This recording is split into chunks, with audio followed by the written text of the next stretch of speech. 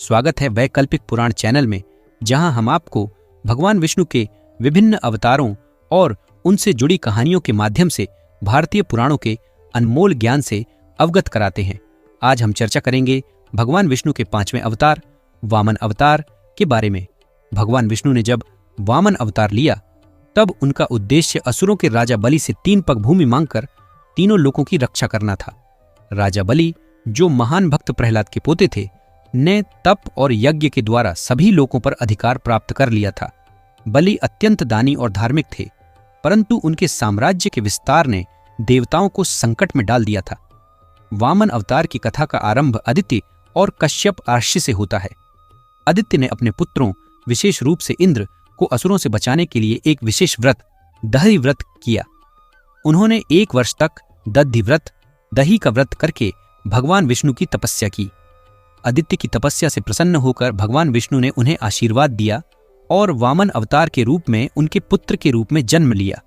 इसी कारण इस दिन को दधि वामन जयंती के रूप में मनाया जाता है और भगवान वामन को इंद्र के भाई के रूप से अवतरित होने के कारण उपेंद्र भी कहा जाता है।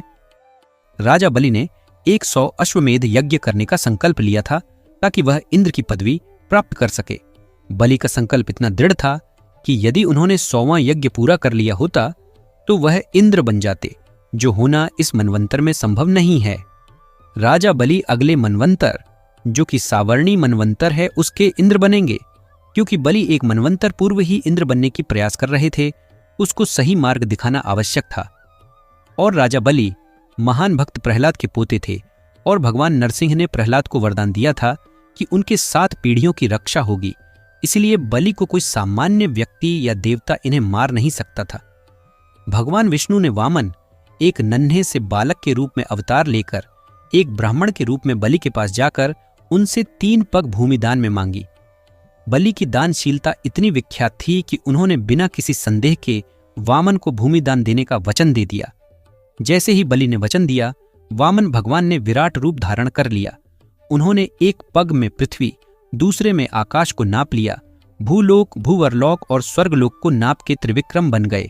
जब सत्यलोक में इनके पैर पड़े तब ब्रह्मा जी ने उनके चरण धोए और वो जल को कमंडल में संग्रह किया।